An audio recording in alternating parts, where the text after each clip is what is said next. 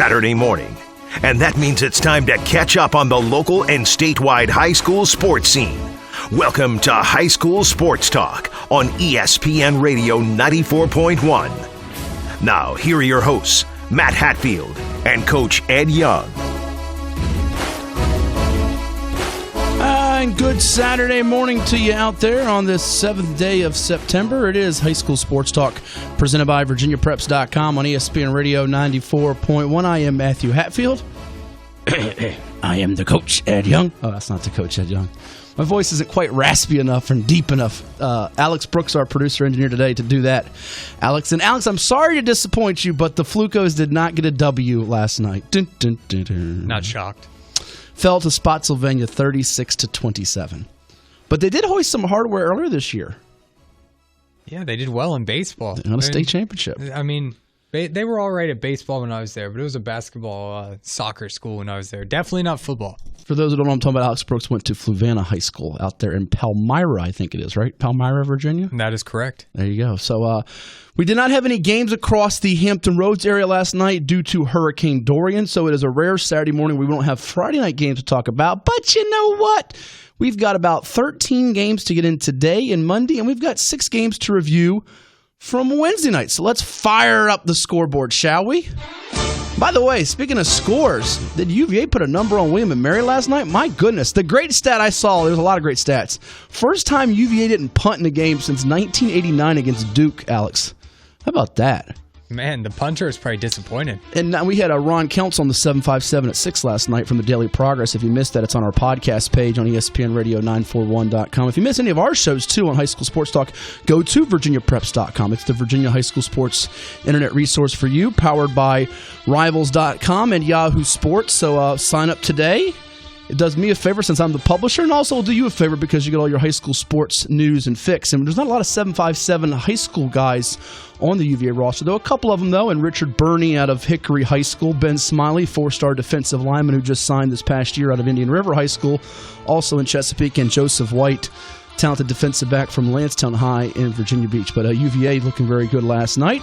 Who looked good on Wednesday night on the gridiron in Hampton Roads? Well, let's tell you about some of those games. And by the way, we had a guest coming up at 10:20 this morning. We'll be talking with the head football coach of the Oscar Smith Tigers. He used to coach in the beach at his alma mater of Ocean Lakes. We're talking about Chris Scott. He will join us today in advance of their showdown tonight at 7 o'clock at the Virginia Beach Sportsplex against the 4-time reigning state champion Highland Springs Springers. So you don't want to miss that. It's coming up about 10:20 a.m.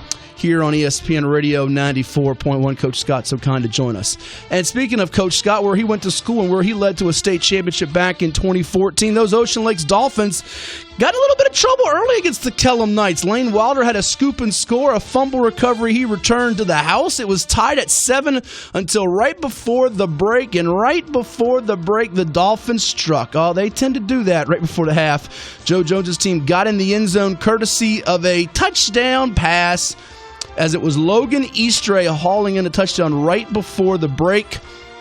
And that came on a pass from the Dolphins' new starting quarterback. Remember, Xander Jellick's at CNU now. Josh Brown threw the touchdown to Logan Eastray, and then it was all Ocean Lakes from there as they cruised. Another 100-yard-plus rushing performance from Kai Hodge. And the Dolphins defeat, or they should say, we can say, drowned.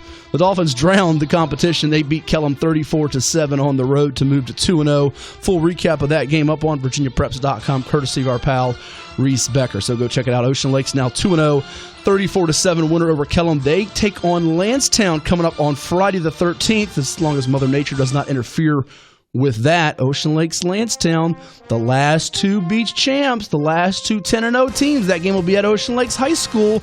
And speaking of Lansdowne, how did they bounce back from a 28-0 shellacking at the hands of Salem? Well, they didn't have one of their key running backs, by the way.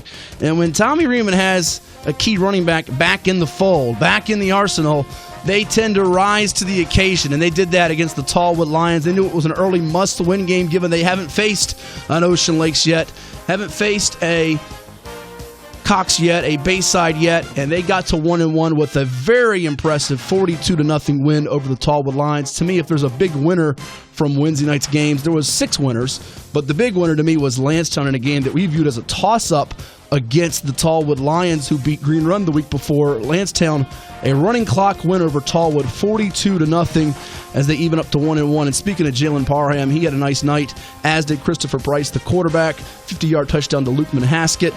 And Parham, 93 yards on the ground, 3 touchdowns. Also getting into the end zone was the speedster Carlton Winston.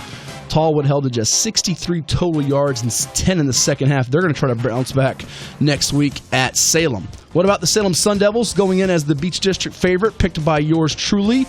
They beat Lansdowne the week before, and they were all over Princess Anne, 46-12, as Kaylon Black, the running back. How healthy would he be? It was my pick for preseason offensive player of the year in the Beach District. Well, he found the end zone not once, not twice, not 3 times, not 4 times. That would mean he had what? 5 touchdowns? Yeah, 5 touchdowns for Kaylon Black of the Salem Sun Devils in their 46-12 rout of the Princess Anne Cavaliers, who fall to 1-1 and will visit First Colonial next week. First Colonial trying to bounce back from a very heartbreaking defeat the week before, up 15-7 with a minute to go. You figure you got this game in the bag, right? Well, no, Kellum had a touchdown and a 2-point conversion to force overtime back on August the 29th, and then they stunned and broke the hearts of the Patriots 21-15 in overtime. So FC trying to avoid dropping to 0-2 as they face the Bayside Marlins, and Bayside made it, I think, now 13 in a row in that head-to-head series.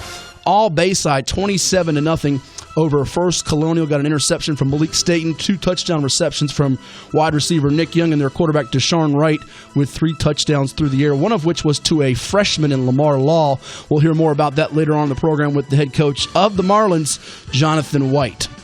It's High School Sports Talk presented by VirginiaPreps.com on ESPN Radio 94.1 on this Saturday, the 7th day of September. Matt Hatfield here flying with you.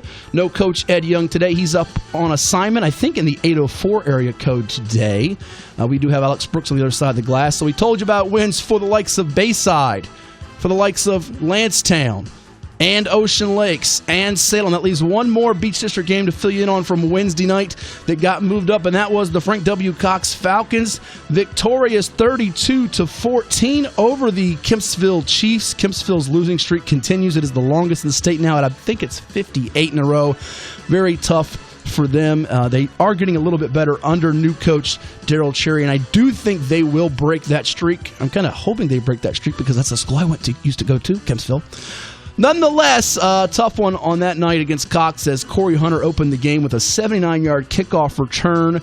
He had 118 yards on 22 carries as the Falcons flew high. You can read more about that game on VirginiaPreps.com thanks to our good buddy Doug Ripley. He's a former Falcon, and he's also on the broadcast team today for Old Dominion football, which you will hear after us beginning at 11 a.m. with Ted Alexander, Andy Michaud, and Doug on the sidelines as the Monarchs visit the Hokies in Blacksburg, trying to make it 2 years in a row of shocking upsets of the Hokies. Virginia Tech has other things in mind. We shall see coming up at 11 a.m. right after us here on High School Sports Talk on ESPN Radio 94.1. Oh, we've got segues galore. Now we got to find a way to segue to the Eastern District, where it was the Churchland Truckers taking on the Western Branch Bruins. By the way, no Arthur Moats in attendance. He was supposed to be in attendance as an honorary captain, the former Trucker, the former JMU Duke, and NFL linebacker with the Pittsburgh Steelers and the Buffalo Bills. Due to the game being moved up, understandably, he was not there in attendance. However, I am told by the athletic director at Churchland, Mr. Michael Whittington, that they are planning to have Arthur Moats honored and be an honorary captain for a later home game this year when his schedule allows. Nonetheless, the Truckers had a lot to cheer about. Even though Arthur Moats wasn't there cheering with them, he was probably cheering from wherever he lives and from his house, maybe following the Twitter updates as the Truckers got themselves a W. They were a winner over the Western Branch Bruins by a count of 34-3. And tell you what, Churchland had not beaten Western Branch in an awful long time. You got to go back to 1996 when they beat the Bruins 28-21. They snap a 12-game losing streak in the head-to-head series with the Bruins. Kenny Gallup Jr., the Howard commit, found the end zone, as did others. Marcus Cutler with a 42-yard touchdown to finish it off in the fourth quarter as Churchland moves to 2-0. And by the way, they've got Prince George coming up on Friday at home. Billy Strickland Stadium. And then September 20th at Maury, which is an interesting game because Maury's got Lake Taylor coming up next. You wonder maybe Maury, whether they win or lose that game, they could be coming off the emotions of that game. Truckers and a big one coming up on the 20th of September. But first, they try to get to 3-0 against the Prince George Royals out of Richmond. So those are the 6 games that took place on Wednesday night. Again, Churchland 34, Western Branch 3 in the Eastern District. It was Salem over Princess Anne 46-12 in the Beach District. Lansdowne pitched a shutout 42-0 over Tallwood. So did Bayside, a 27-0 victor over the First Colonial Patriots. Cox, a winner over Kempsville 32-14, and Ocean Lakes prevailing 34-7 over Kellam. As that rounds up our shortened, condensed version of the scoreboard. Tell you about some games going on today before we take a timeout, and then bring in Chris Scott, head football coach of the Oscar Frommel Smith Tigers, in action tonight against Highland Springs at the Virginia Beach Sportsplex. Going on today, you got that game at 7 o'clock tonight. Highland Springs with its 30-game winning streak taking on the Tigers at 7. You have going on at Darling Stadium in Hampton and Todd Stadium in Newport News, a couple of double headers, so chance to see 2 games over there. At Darling Stadium in Hampton, it'll be first up the Hampton Crabbers as Mike Smith continues his pursuit of 500 career victories. The man with a dozen state titles as the head man of the Crabbers on Queen Street, the winningest coach in VHSL history. His team looks to go to 2-0 as they take on the George Wythe Bulldogs. I think they'll get there considering Wythe has like 3 on-field victories since 2007 or so. They're not a perennial power by any means. So George Wythe and Hampton at 2 o'clock at Darling Stadium, and that'll be followed at 6 o'clock by the Bethel Bruins and the Heritage Hurricanes at Darling Stadium. Somebody will move to 1-1. The loser will drop to 0-2 on the young season. Over at Todd Stadium in Newport News at 1 o'clock, it is Lake Taylor, Hank Sawyer's Titans taking on Corey Hairston's Warwick Raiders.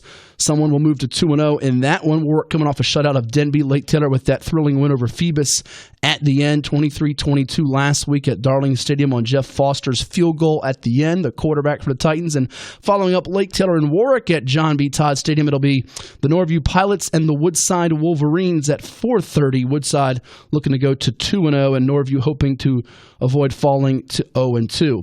Game I'll be checking out at 2 o'clock in in Portsmouth. It'll be the IC Norcom Greyhounds playing host to the Petersburg Crimson Wave, who look to go to 2-0. Petersburg put up 71 points on the board last week against Armstrong. So Petersburg at Norcom today at 2 o'clock.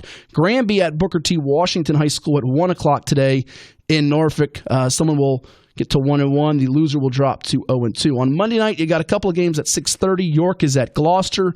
Colonial Heights is at New Kent. And then you have 4 games slated for 7 o'clock. Great Bridge at Wilson. Bruton at King William. Over at Todd Stadium, it'll be Grafton at Denby. Grafton taking on Denby at Todd Stadium. And then at Darling Stadium on Monday night at 7 o'clock, it'll be Jamestown facing the Kicquetan Warriors. So there you have it, the scores and the action from all across Hampton Roads. As you got some games today, games Monday, and the 6 results from Wednesday night. Before we go to break, we have to squeeze in. We didn't even open up the phone lines and he calls in. That's how loyal and consistent. He's as consistent as the sun rising, Alex, and the moon coming up, and the sky being blue. Well, some days it's blue. Our man Keith from Smithfield. Keith, how are you, sir? How you doing, Matt Hatfield? I'm out of breath. How are you? I'm doing fine. Doing good this morning. You're doing good this morning? Yeah, doing good this morning. I talked to my mom back there this morning. She up this morning, too. Good. There was not much hurricane damage, was there, out there in Smithfield land, was it? Yesterday. We had rain yesterday, wind yesterday. No trees falling down, nothing like that. Ooh, no trees in the house, no major flooding? No flooding, nothing. Good. That's great news to hear. Yes, sir. I'm getting ready for the big game tonight, 7 o'clock, Highland Springs, Oscar Smith. You going to be there? I'll be out there. All right. I will see you out there. And if I can somehow find in my box of goodies a shirt, I'll bring you another shirt if I can find one. If not, I'll get another one to you at some point. Yes, sir. I was there last Saturday evening. Oh, you were at Phoebus? Oh, how great was that game? Was that a great game or what? Yeah, it was a game, man. It was going back and forth. It's gonna be it's gonna be a lower scoring game. You know, it's refreshing when you get a game like that lives up to the hype, and hopefully the same happens with Oscar Smith and Highland Springs. Regardless who wins, I know people here in the 757 would like to see Oscar Smith win. I'm sure you probably would too, Keith. You hope it's a great game and an instant classic where it's not decided until the final play like that was with Lake Taylor Phoebus. And even though Phoebus was very disappointed, they should be proud of the effort they put forth because they can still get to a state championship. Losing to Lake Taylor on a field goal at the end, there's no shame in that. Yeah, I think Fever's going to be ready for 3. I do too. They got it. Fever's played today or not? No, they actually moved their game, Keith, with Menchville back to November 7th. Remember, the Peninsula has sort of that bye week before the playoffs, so that gave them a little bit of wiggle room to move their game with Menchville to November 7th. Yes, and also Highland Springs got a big roster. I think I counted them on that roster. They got about 53 players on that roster. Yeah, and 22 of those players already have scholarship offers, so keep that in mind. They're very, very good. We'll be talking with Chris Scott here in just a moment, so hang tight, Keith, and keep that radio on. You'll get a little preview from the coach, all right? Yes, and last thing, Southampton will play Monday, too. Monday, too, okay. Who they got Monday? They got Rappahannock. Rappahannock, we've got ranked, I think, 3rd or 4th in the state in Class 1, so that'll be a good little matchup. Yes, sir, and Franklin play Monday, too. Franklin's in action Monday, too. All right, thank you, Keith. Okay, thanks, Matt. Hatfield. All right, thank you, Keith. That's the one and only Keith Holloman from Smithfield. When we return, we've got Chris Scott, head football coach of the Oscar Smith Tigers, coming your way right here on High School Sports Talk, presented by VirginiaPreps.com, exclusively on ESPN Radio 94.1. It is High School Sports Talk presented by VirginiaPreps.com and Larry King Law. Engineer and Accident, you call 757-INJURED for Larry King. We thank Oscar Smith head football coach Chris Scott for stopping by before tonight's game with the Highland Springs Springers. Again, that's at 7 o'clock at the Virginia Beach Sportsplex. With think gates open at 6. Other games going on today. You got Granby at Booker T at 1 o'clock, Lake Taylor Woolrick at Todd Stadium, and Newport News at 1 o'clock, George with Hampton taking place at 2 o'clock at Darling Stadium. You have Bethel and Heritage following that at 6 o'clock at Darling Stadium. The second game of the Todd Stadium doubleheader is Norview versus Woodside at 4:30. Petersburg visiting Norcom at 2 o'clock today. So maybe some folks get a chance to check out the Greyhounds and the Crimson Wave. Some of those coming from the 804, and they maybe see at 6 o'clock the Virginia State and Norfolk State game going over at NSU. And other results from Wednesday night that we mentioned earlier. Ocean Lakes beat Kellam 34-7. Salem victorious over Princess Anne 46-12. Cox 32. Kempsville 14. Lansdowne 42. Tallwood nothing. Bayside a 27-0 winner over First Colonial. We'll hear the interview with John White coming up in just a few minutes. And Churchland a winner over Western Branch 34-3. And speaking of Churchland, Alex Brooks just told me that the NBA 2K video game is out. We mentioned this early in the summer.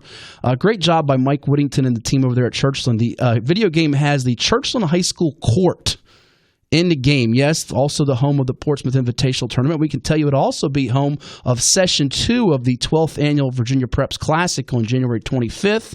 Session 1 will be at Green Run on January the 11th. Session 2 of the Virginia Preps Basketball Classic, January 25th at Churchland High in Portsmouth. But that's pretty cool, Alex. Did you get a copy of that video game? I imagine you did, since you knew that. Absolutely. You already played it.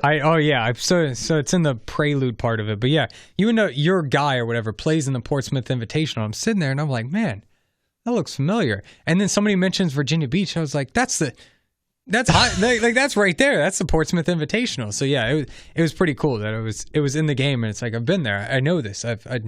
I live right down the street from this place. That is really neat. And if you're a Churchland student, how cool is it? You say, hey, my school's in a video game. Yours is not. It's pretty cool. So neat to see that. So great job over there for Truckers. Get a chance to pick up that video game if you want. And I know that they're going to be doing some neat things with some video games. So I would encourage those, if you don't already, follow maybe the Churchland pages on Twitter, Facebook. Look them up. I'm sure they'll have more info and news about that. I think they're doing some neat giveaways and things with the NBA 2K video game, from what I understand. We caught up with the head football coach of the Bayside Marlins. That is John White, former standout linebacker at Bayside as well as Hampton University. His team is 1-0, chance to move to 2-0. They got Cox, though, who is no easy opponent, coming up on Friday. Here's what Coach White told us after the win over First Colonial on ESPN Radio 94.1.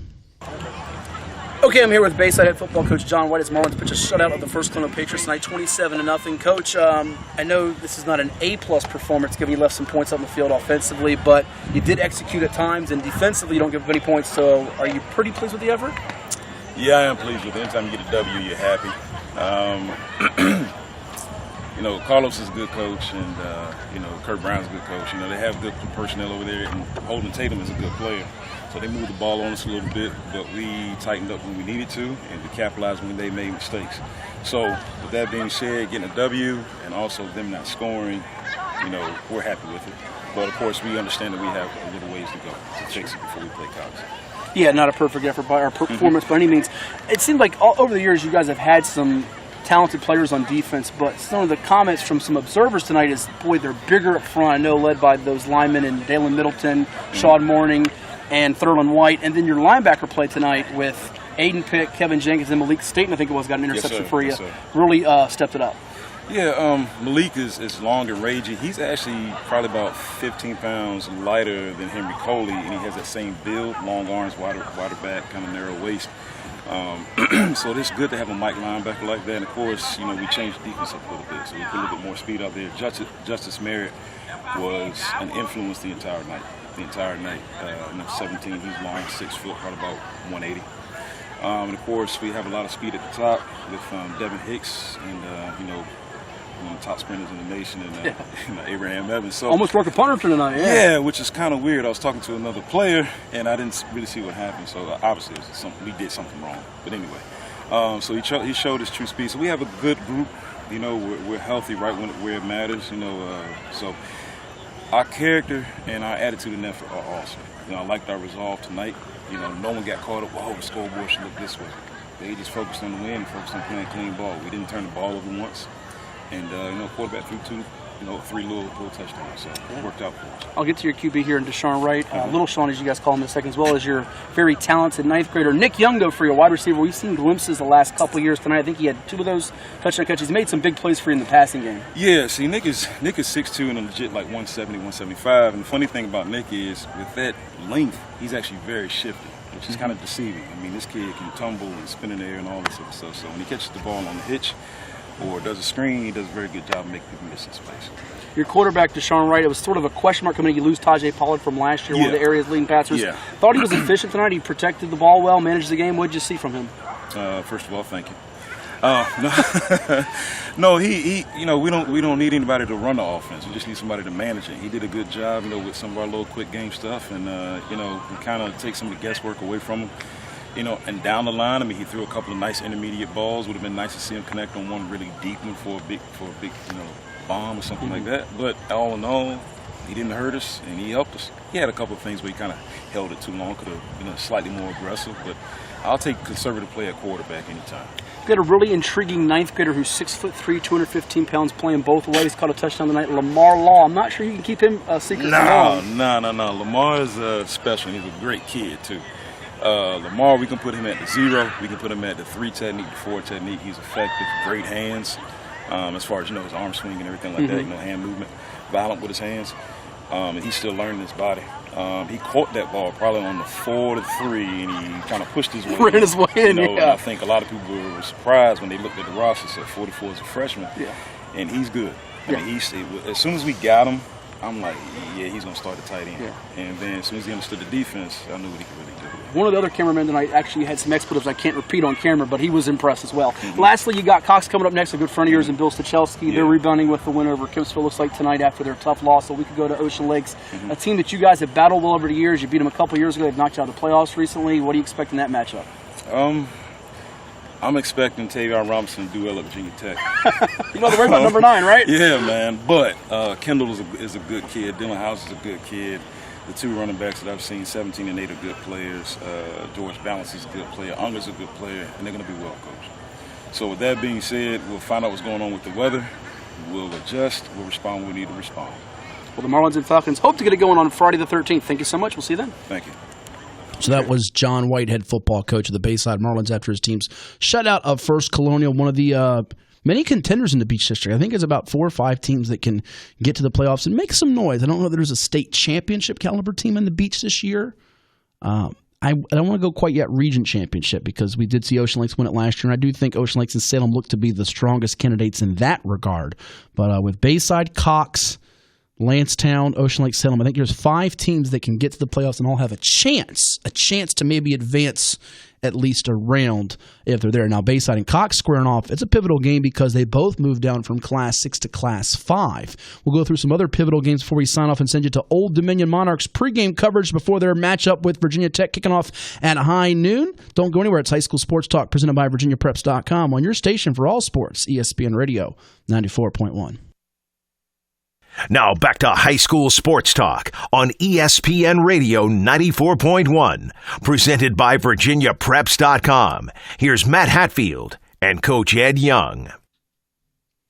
No Coach Ed Young today. He's on assignment, but Matt Hatfield is here. Alex Brooks, our producer, engineer as well. Before we sign off here, let's give you a game to watch in each of the 5 districts. On Friday, the game to watch, Lake Tiller at Moray. It's the biggest game in the area, over 5,000 plus last year. It should be another dandy of a crowd and ball game in Norfolk at Powhatan Field on Friday with Moray and Lake Tiller. In the beach, I like Cox at Bayside. That's a total pick'em game. Southeastern District, Indian River tries to bounce back as they visit Kings Fork. What about the Bay Rivers? York at Poquoson. That game is intriguing. Probably the battle for second to Lafayette in the Bay Rivers District. And in the Peninsula, no marquee game. However, Thursday night, Warwick at Hampton against Mike Smith's Crabbers, who might be trying to go to 3-0 before they play Phoebus, is a critical game. Warwick and Hampton, and Warwick won that game last year. So there you have it. That'll do it for high school sports talk, presented by VirginiaPreps.com and Larry King Law. Engineering action, you call 757-INJURED for Larry King. We thank our guests, Oscar Smith head football coach Chris Scott. Tonight they take on Highland Springs at the Virginia Beach Sportsplex, as well as